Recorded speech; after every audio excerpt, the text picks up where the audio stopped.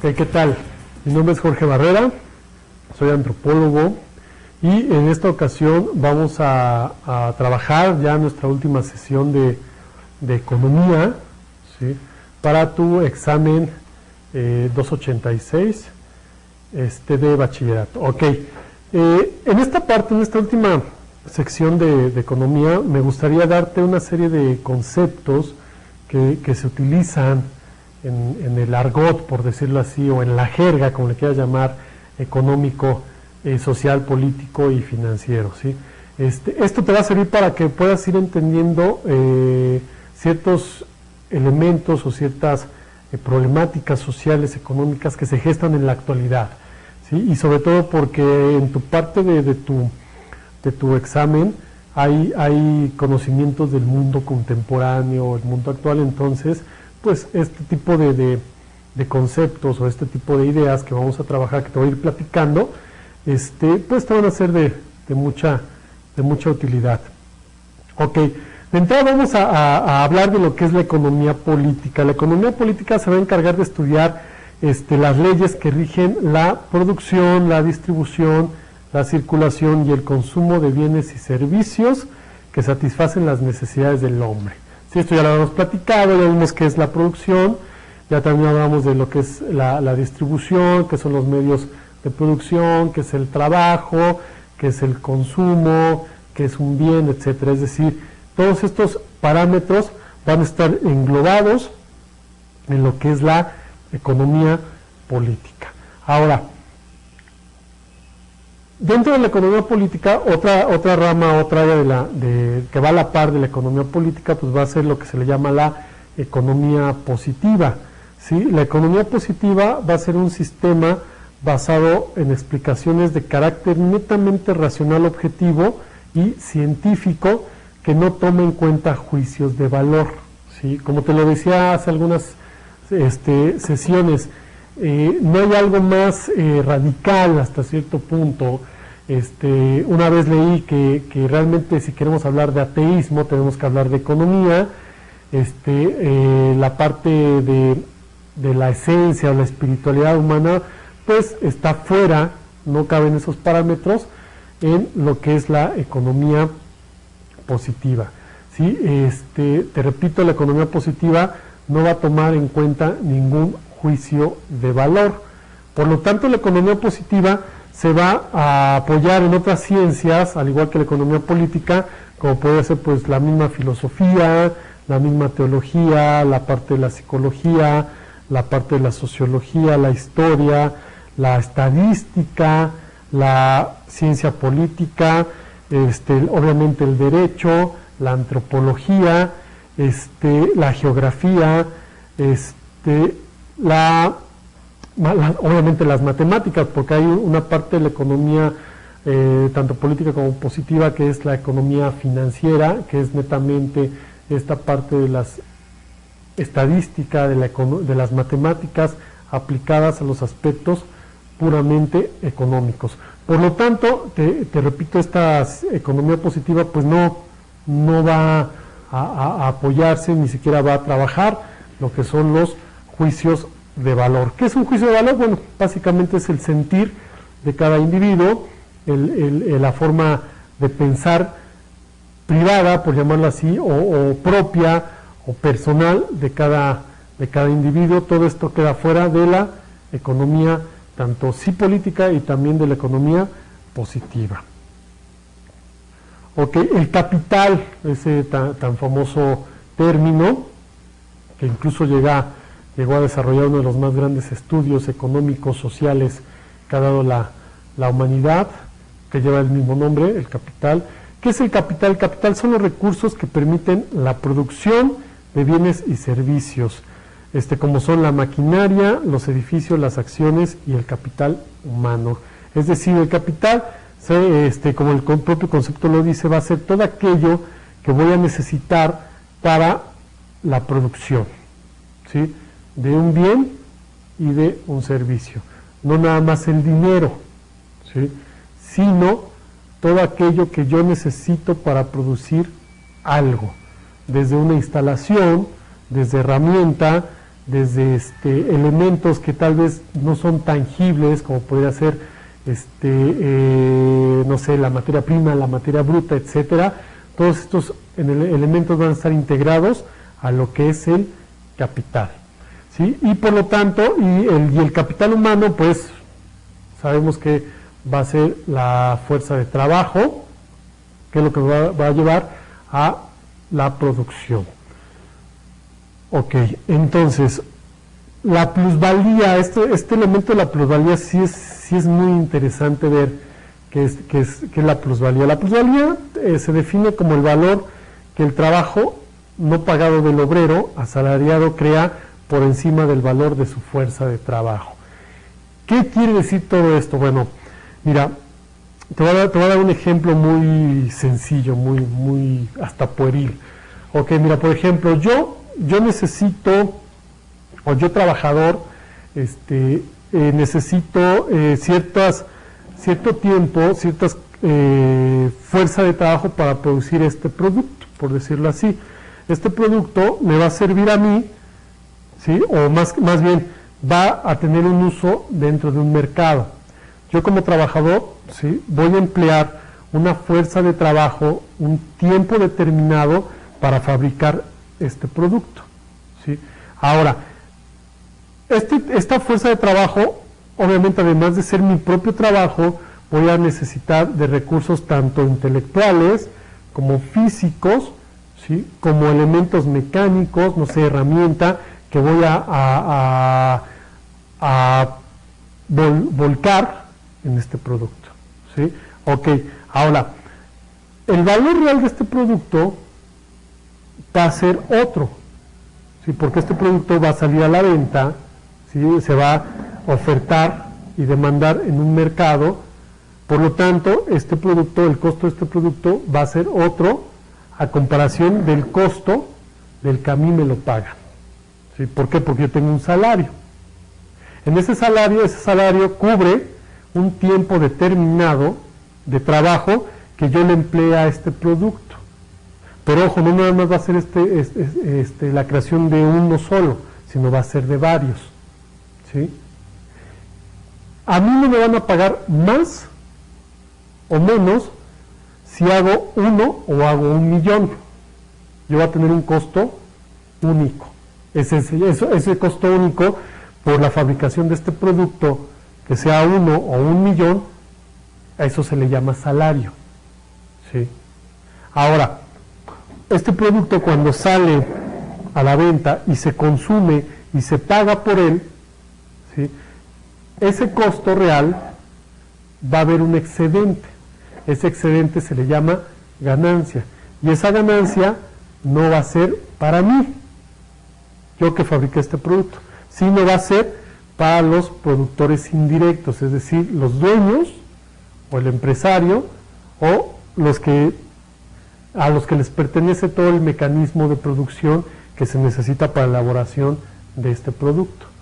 A todo este fenómeno que te acabo de explicar, a grosso modo, se le llama plusvalía. La plusvalía es el valor o el excedente de trabajo que yo empleo, ¿sí?, para la fabricación de este producto, pero que ese valor no se me paga, ¿sí? Eso va a ser la plusvalía. Este fenómeno de la plusvalía, pues sí, lo llega a determinar, lo llega a descubrir, lo llega a explicar Carlos Marx en su estudio del Capital. De hecho, hay un capítulo que se llama la plusvalía, donde te explica todo este elemento y las consecuencias de la plusvalía, pero te los acabo de decir, que la plusvalía, el costo real o las ganancias que va a tener dicho valor, dicho producto, pues no van a ser para el trabajador, sino ni siquiera para el consumidor, sino para el dueño de los medios de producción, es decir, el empresario o el que facilita el capital, por así decirlo. Okay. También el término de plusvalía lo vas a encontrar en la actualidad en campos como los bienes raíces. Es decir, cuando una casa te habla es que tiene un plusvalor o maneja plusvalía, es decir, que que no hay un deterioro de su costo, sino el costo en el cual tú lo compras es el costo real, el costo que tú lo puedes vender, y por lo tanto puede generar una ganancia, es decir, a un cierto tiempo determinado tu plusvalía, es decir, tu producto, tu bien raíz, o tu propiedad privada, pues va a aumentar su valor. O tal vez que no aumente, sino que no disminuya. Por ejemplo, si tú compras un coche, ¿sí?, este coche no va a tener esta plusvalía, porque una vez que tú compras un coche, viene en deterioro su valor. Es decir, ya no lo vas a poder vender, ¿sí?, al precio que tú lo adquiriste, sino ya va a tener un valor menor, ¿sí? Hay ciertos productos, como te puedo decir que en los bienes raíces, que sí van a manejar esta plusvalía, es decir, que su valor no va a bajar. Por el contrario, lo que se va a buscar es que su valor aumente. Esos son los conceptos o la idea de lo que es la plusvalía. Ok. La ley de la oferta y la ley de la demanda. La ley de la oferta se va a caracterizar porque aumenta cuando existe una alza de precios, ¿sí? ¿Qué es la oferta? Por ejemplo, vamos a poner como ejemplo, valga la redundancia, estos marcadores, ¿sí? La oferta sería la gran variedad de colores o de marcadores que pueda haber del mismo producto. Es decir, el producto es el marcador mismo, ¿sí? La oferta es cuántos diferentes, por llamarlo así, fábricas o productores te ofrecen el mismo producto. Eso se le llama oferta.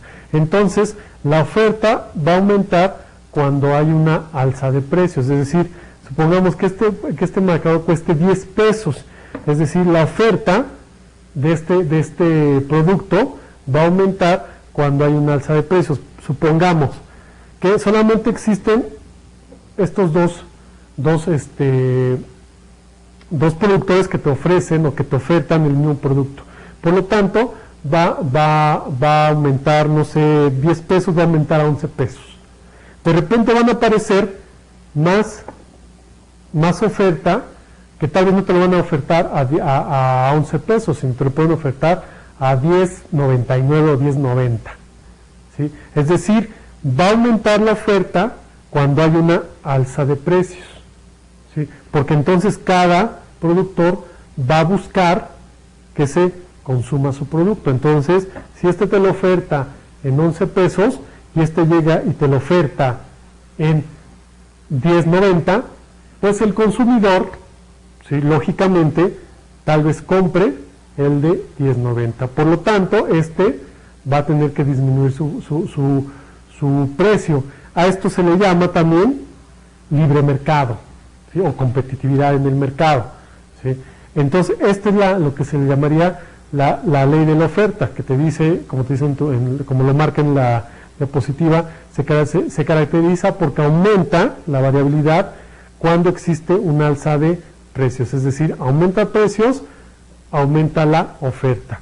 Y la segunda, que es la ley de la demanda, tiene el efecto contrario, aumenta cuando los precios disminuyen, ¿sí? Así los productores les conviene que los precios sean más altos. Bueno, ahorita voy con esa parte. ¿Qué quiere decir esta ley de la demanda? Aumenta cuando los precios disminuyen.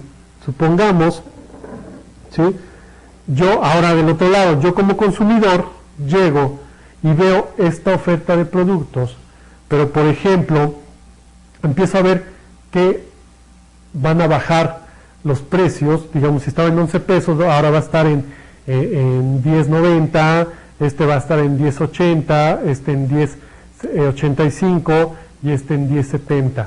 Entonces, yo como consumidor va a aumentar mi demanda cuando van a disminuir el costo de los productos.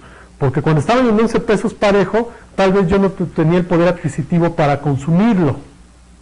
Pero ahora que bajaron los costos, voy a tener el poder adquisitivo para consumir ya sea el de 10.70 o el de 10.90.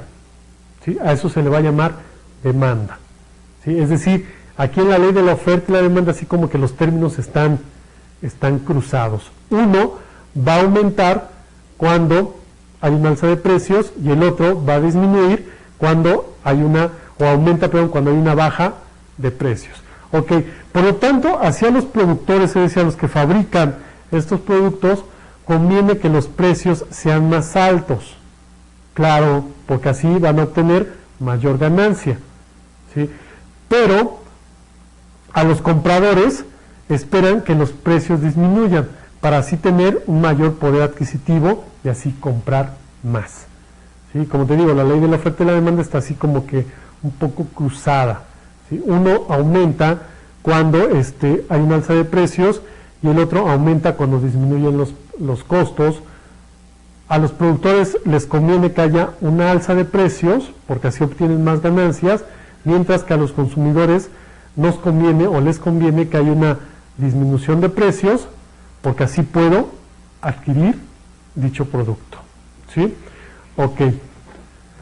Después de la ley de la oferta y la demanda, tenemos lo que es el libre mercado.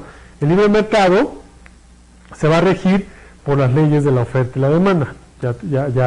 Ya podrás deducir por qué. En este caso existe un gran número de empresas que ofrecen un producto y los precios los determinan a través de la oferta y la demanda, es decir, lo que te mencioné un momento. Yo tengo esta gran variabilidad de productos, ¿sí? Y el lugar o el medio donde voy a ofertar mis productos, a eso se le va a llamar mercado, ¿sí? Va a ser, te repito, el lugar donde estos productos se ofertan. Ahora, el libre mercado va a ser cuando existe un común acuerdo o una homogeneidad, ¿sí?, de productos y las mercancías, es decir, que estos productos o estos no productos se mueven en un solo sector del mercado de manera libre. Es decir, por ejemplo, yo Estado no voy a intervenir en que solamente se vendan estos 3 productos, ¿sí?, y no permito que lo venda. Eso ya no sería libre mercado. El libre mercado es que estos 4 diferentes productos, fluyan de manera, como su nombre lo dice, de manera libre, en diferentes sectores de la población, en diferentes grupos sociales, con diferentes mecanismos de publicidad o mercadológicos, con infinidad de variantes administrativas, ¿sí? Pero esto va a estar regulado, como en la diapositiva lo marca, mediante la oferta y la demanda. Ok. Después tenemos el fenómeno llamado inflación. La inflación es el aumento de precios en un periodo de tiempo, ¿sí? La inflación es necesaria. La inflación es un fenómeno relativamente normal, siempre y cuando se tenga controlada. Es decir, los costos de los productos siempre van a subir, siempre van a estar en un constante aumento.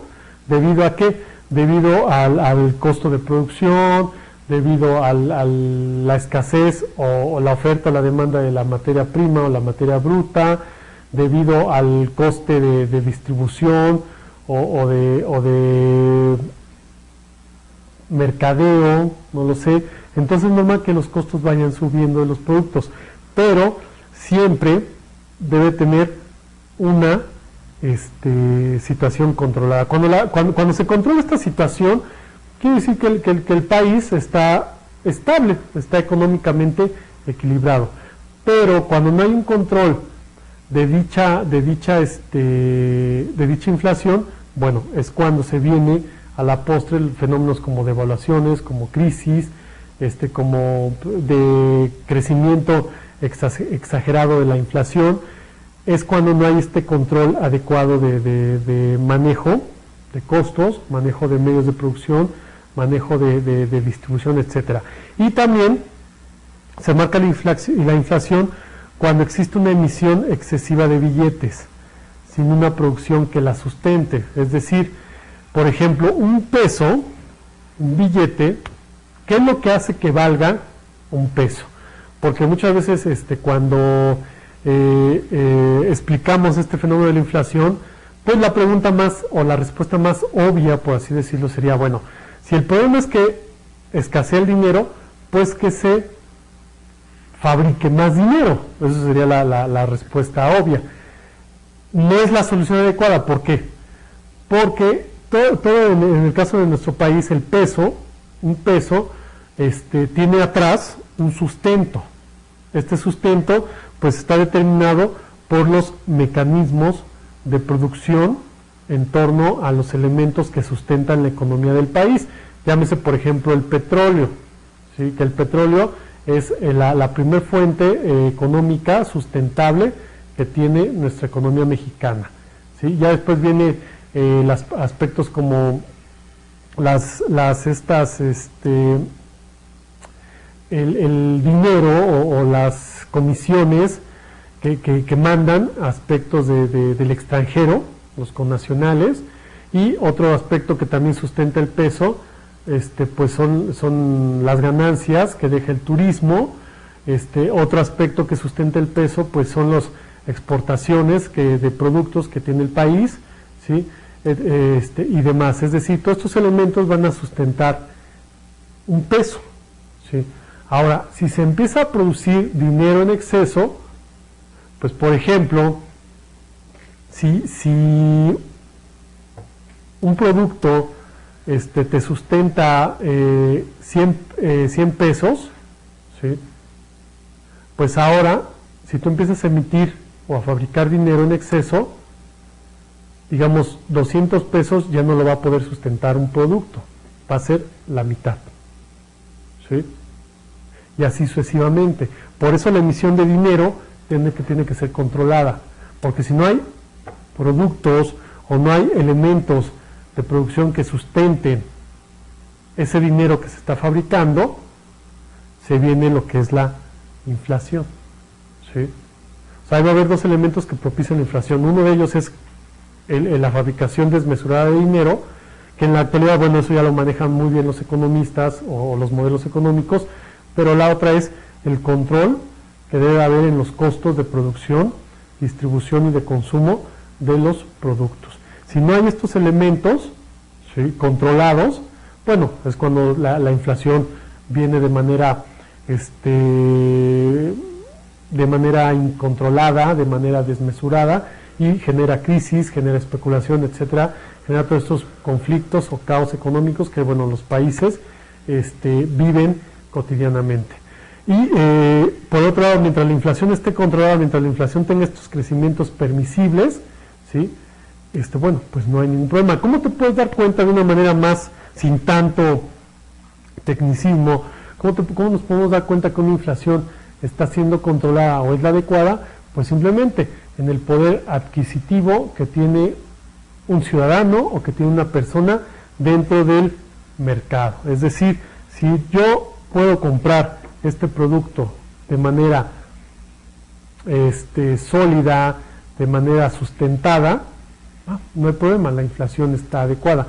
Pero en el instante que yo no puedo comprar este producto, ya que mi poder adquisitivo no me alcanza, bueno, habría que ver qué mecanismos económicos están fallando o qué mecanismos económicos se están alterando. Y estos procesos, bueno, uno de ellos se llama inflación.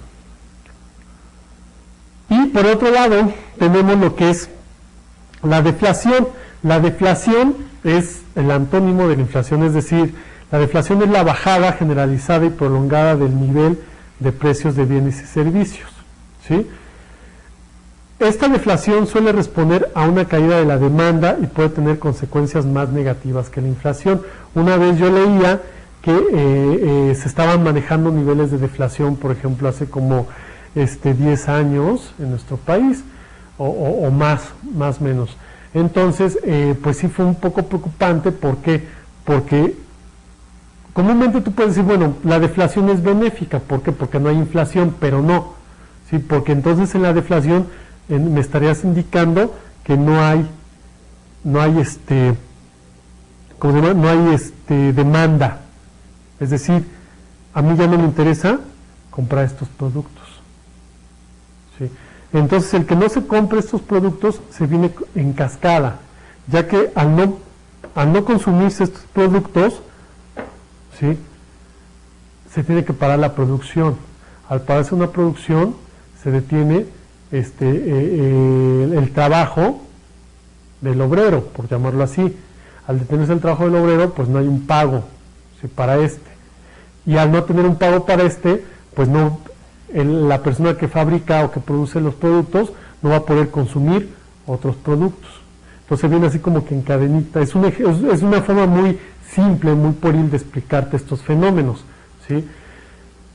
Este fenómeno o esta forma que te acabo de decir se le llama deflación, y la deflación en un momento determinado sí puede ser más perjudicial que la propia inflación. La inflación se puede controlar, pero la deflación en un momento determinado, ¿cómo puedes hacer que la gente consuma?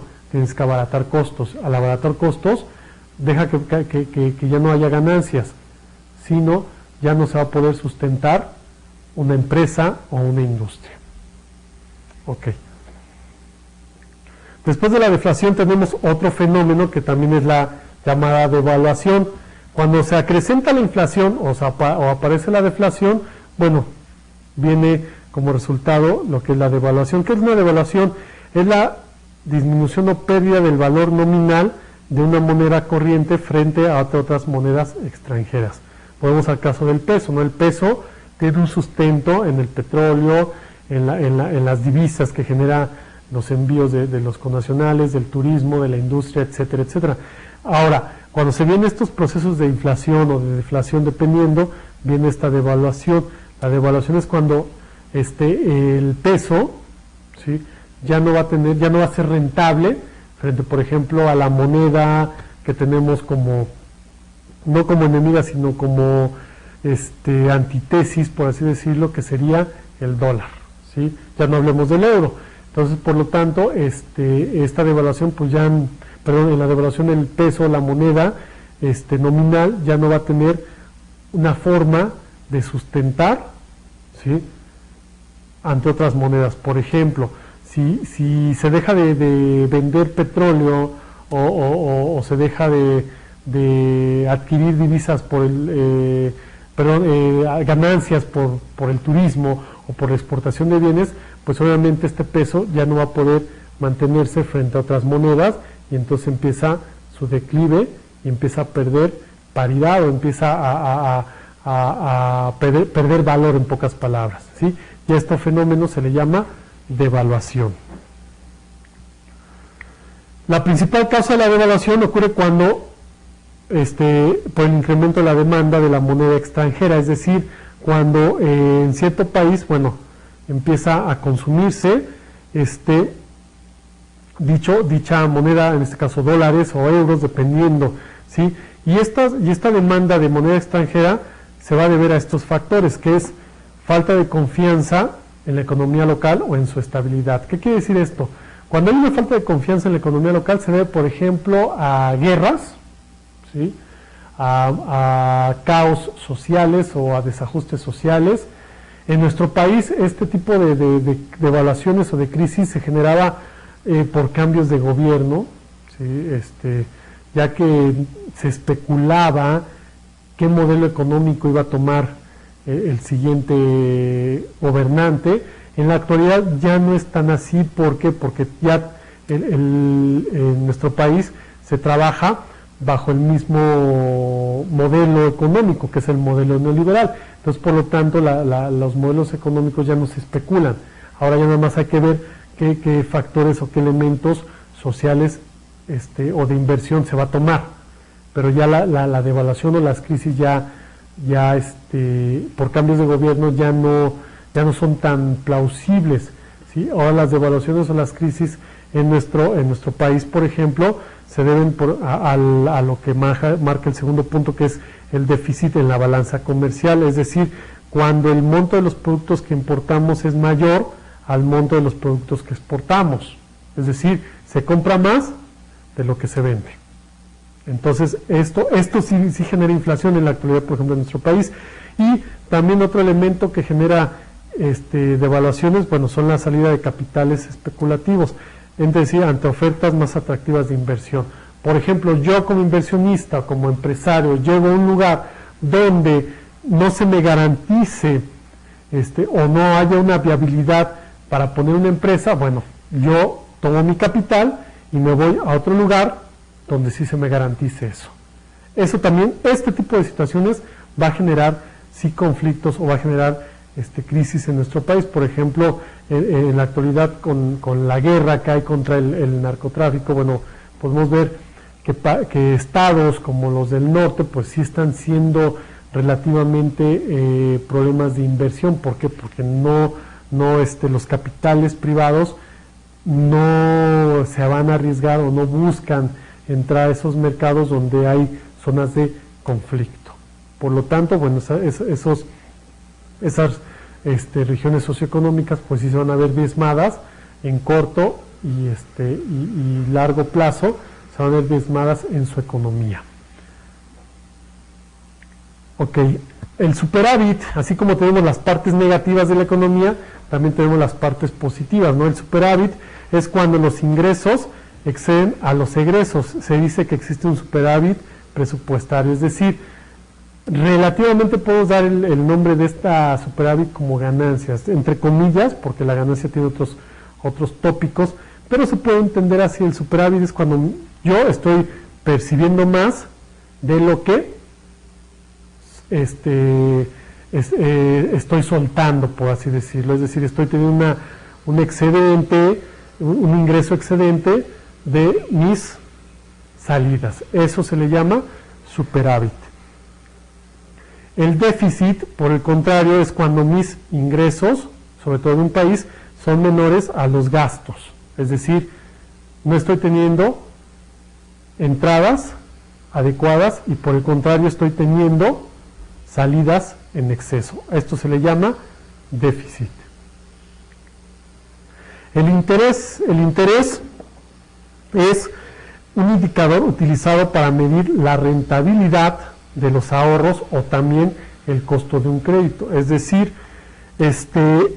cuando yo voy a ofertar o voy a demandar, dependiendo, un bien, una propiedad o simplemente dinero efectivo, se va a aplicar un interés. El interés va a ser la rentabilidad que se va a solicitar o que se va a cobrar, en términos más simples, la rentabilidad que se va a cobrar por el uso de dicho bien, de dicha propiedad o de dicho efectivo, ¿sí? Es decir, este interés está expresado generalmente en un porcentaje. Este porcentaje lo va a determinar, sí, aquí tiene que ver mucho la cuestión legal, lo va a determinar el Estado, porque hay ciertos porcentajes que están prohibidos. ¿Por qué?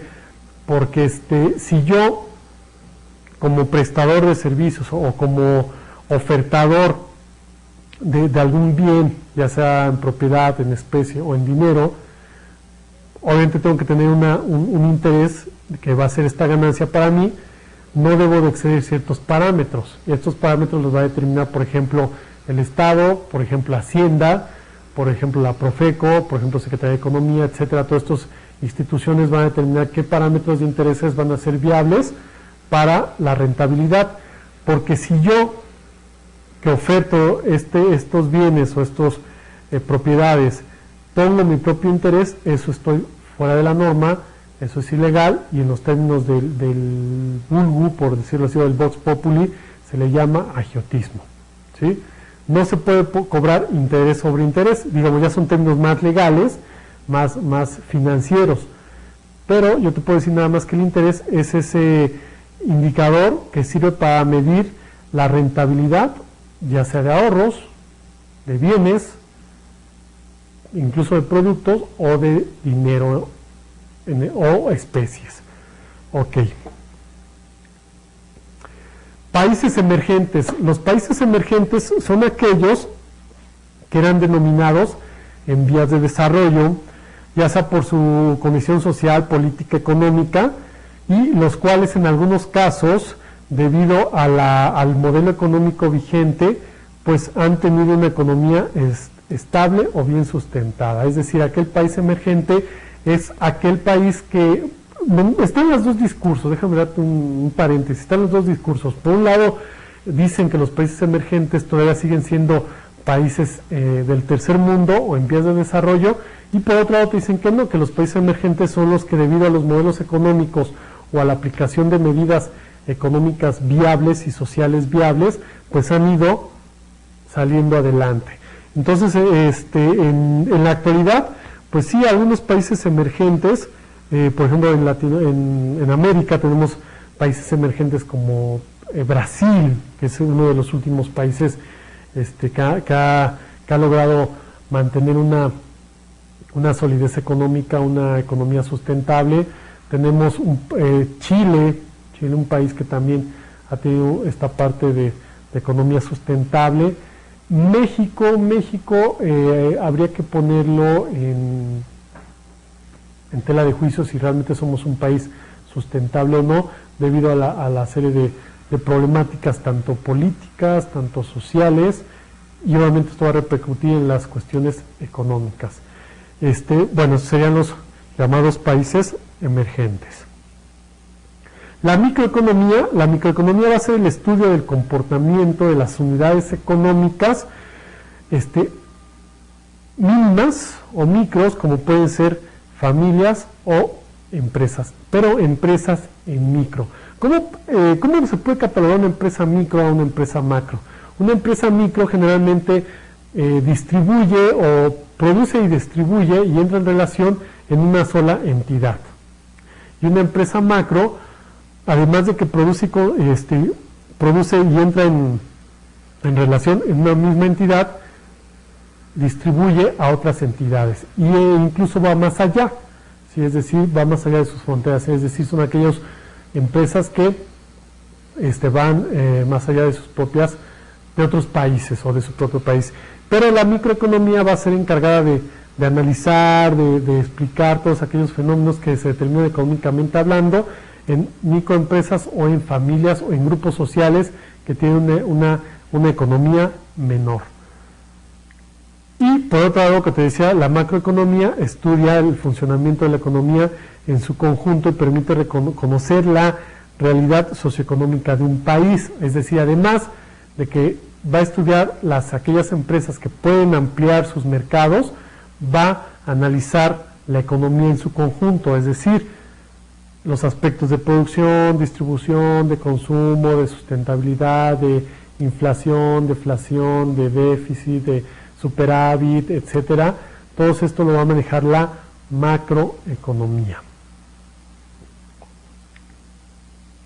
Subsidio. ¿Qué es un subsidio? Un subsidio va a ser los pagos directos o indirectos o privilegios económicos que tienen ciertos gobiernos o a empresas privadas o públicas. Te ponía hace un instante el ejemplo del metro. El metro en el Distrito Federal está subsidiado, es decir, el gobierno paga una parte del costo real del pasaje, por así decirlo.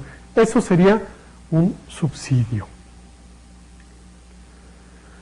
Impuesto. El impuesto es un tributo o prestación económica requerido por el Estado a los ciudadanos o a las empresas con el objeto de financiar proyectos públicos. Es decir, un impuesto va a ser para pagar, por llamarlo así, o como el concepto te lo dice, financiar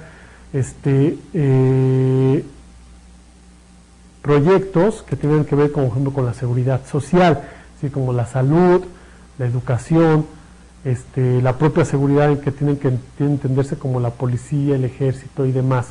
Es decir, los impuestos van a servir para activar la economía y administrar, activar la economía, y el encargado de esta activación y esta administración va a ser el Estado. Por eso es muy importante tomar en cuenta discursos o manejos de lenguaje que se pueden malinterpretar. Por ejemplo, lo que nos dice la economía, y sobre todo la economía política, que no existe el Estado benefactor. El Estado no es una beneficencia, ¿sí? El Estado es un administrador. ¿Qué es lo que administra? Los recursos, tanto económicos y materiales, de alguna sociedad o de algún grupo determinado. Eso es el Estado. Su función es administrar, ¿sí? Es una confusión o es una cuestión de mala interpretación el tomar en cuenta que el Estado va a ser un benefactor. El Estado no tiene la obligación y dentro de sus funciones no determina regalar, ni mucho menos dar, ¿sí?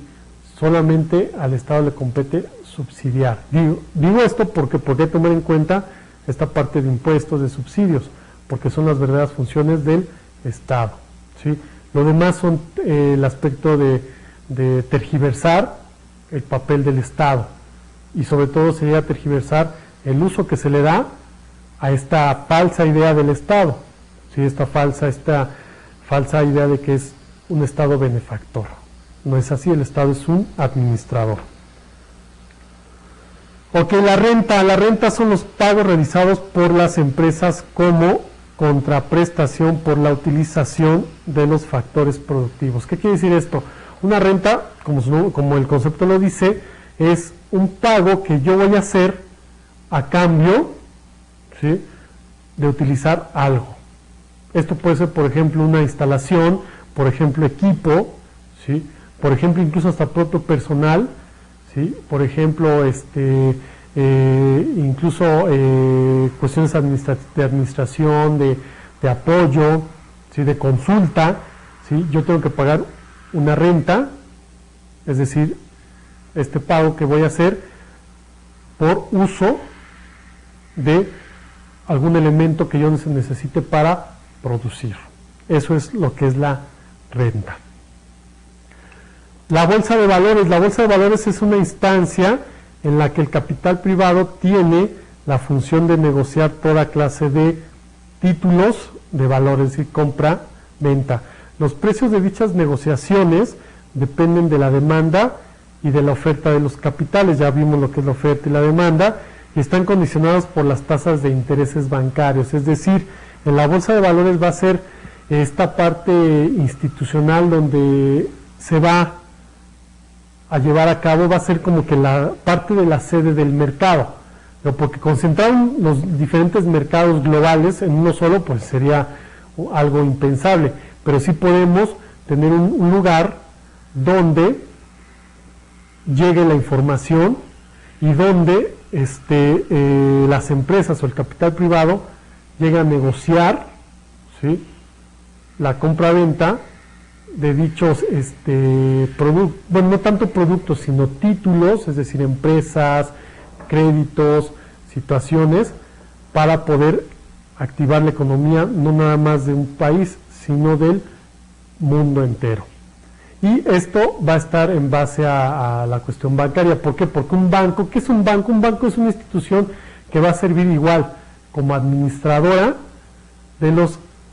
del capital, ¿sí?, para poder financiar en un momento determinado o activar la economía de cierto grupo social. Y que además el banco va a cobrar, por así decirlo, un interés o una renta por esa administración o por ese uso o por ese conocimiento del capital de dicho grupo social. Eso es lo que se maneja tanto en la bolsa de valores como en el banco.